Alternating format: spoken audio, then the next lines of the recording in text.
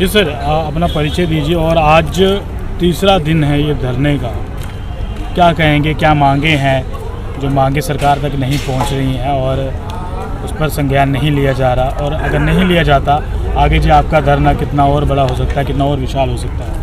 सबसे पहले मेरा नाम अरविंद सिंह तोमर है, मैं ग्वालियर चंबल संभाग से हूँ और आपका मैं धन्यवाद देना चाहता हूँ कि आप मीडिया को यहाँ कवर करने के लिए आए, क्योंकि अन्य जो नेशनल चैनल मीडिया है वो यहाँ पे नहीं आ रहे हैं कवर करने के लिए। तो बड़े दुख का विषय है ये हमारे लिए, क्योंकि एक सैनिक है, पूरे देश की सेवा करता है और कठिन परिस्थितियों में अपने जीवन का जो अहम योगदान है वो भारत देश के लिए न्यौछावर करता है।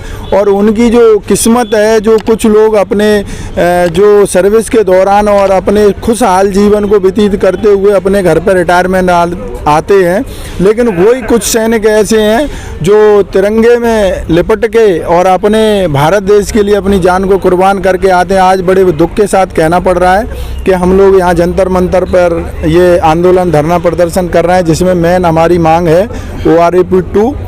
जो OROP 2 है, इसको एक तो जो VRS से रिटायरमेंट आए, मान लीजिए जिनने 18 साल सेवा दी और वो सेवा देने के बाद आए हैं, उनको OROP 2 का लाभ नहीं दिया जा रहा है।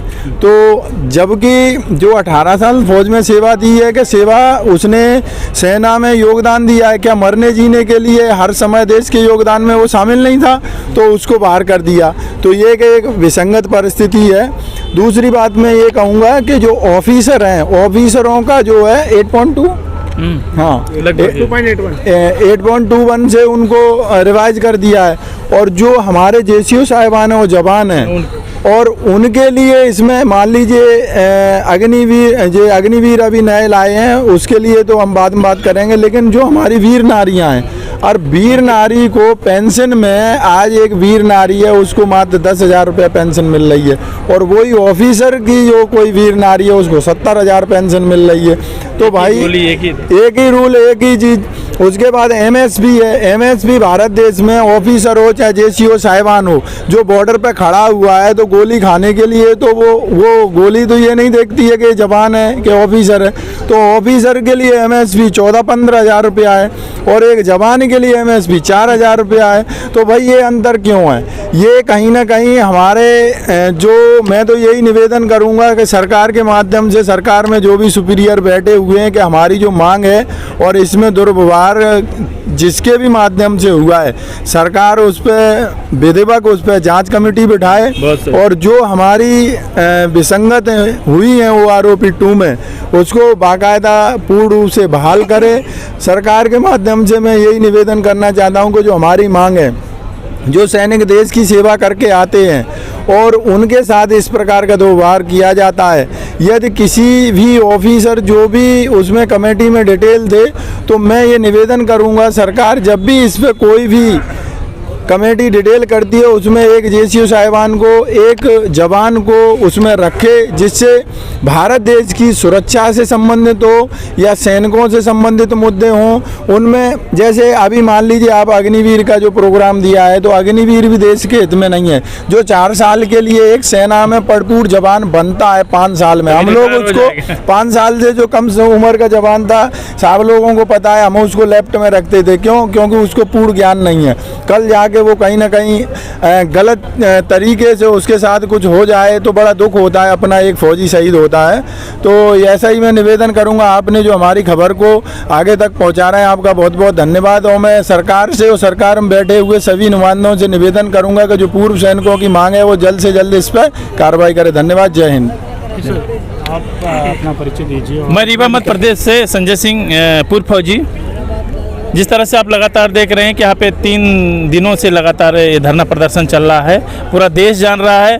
आपका मीडिया का मैं बहुत बहुत धन्यवाद देना चाहता हूँ। जो बड़ी मीडिया है, आज तक एक भी मीडिया पे नहीं आई, हम आए या ना आए, मगर हमारा ये जो देश का सैनिक हैं, पूर्व सैनिक हैं, ये खुद अपने आप में एक मीडिया है। हम सोशल मीडिया के द्वारा, अपने परिवारों के द्वारा, जो हमारे बहुत बड़ा परिवार है रिटायर फौजियों के लिए, हम माननीय मुख्यमंत्री जी से, प्रधानमंत्री जी से निवेदन करूँगा जो इसमें कमियां पाई गई हैं या उन तक सही पहुंचा है या अनजान बन रहे हैं, ये तो मैं नहीं कह सकता हूं।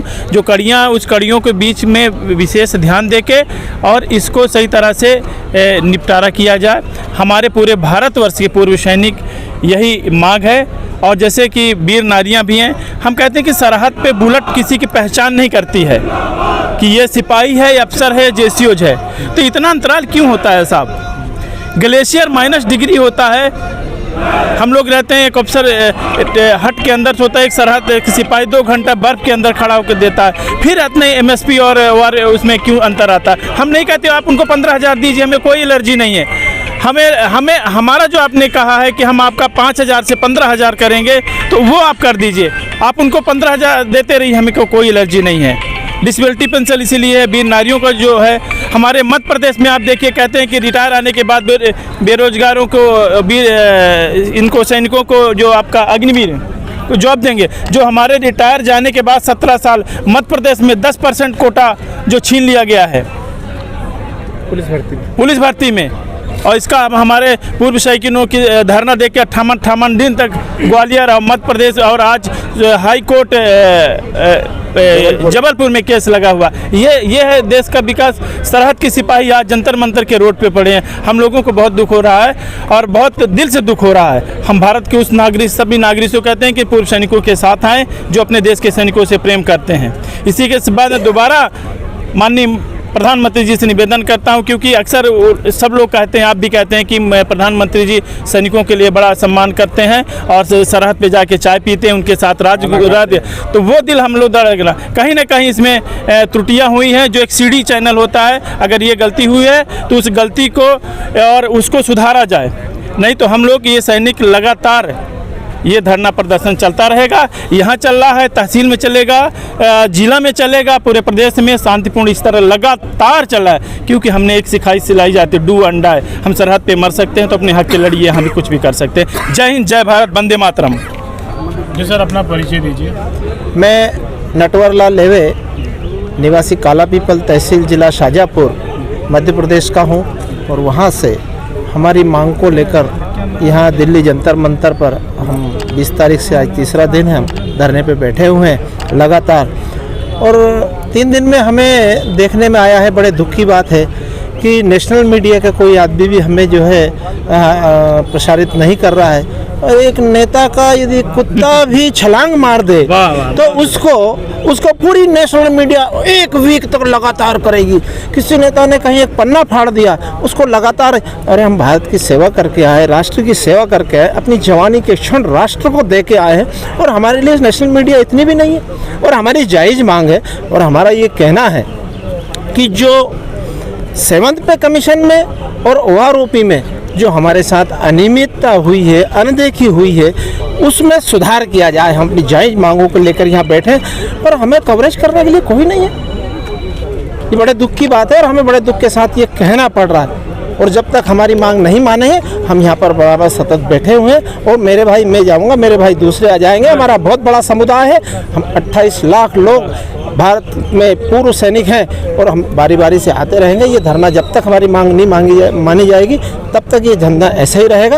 और जो 7th पे कमीशन और OROP में जो विसंगतियां हुई है, उस विसंगति को सरकार दूर करे। और मेन बात यह है कि कोई भी कमेटी यदि वित्त से संबंधी या हमारी आर्थिक से संबंधित या पे कमीशन से संबंधित बैठती है, उसमें हमारे ORs का, जवानों का, जेसीओ का प्रतिनिधित्व होना चाहिए।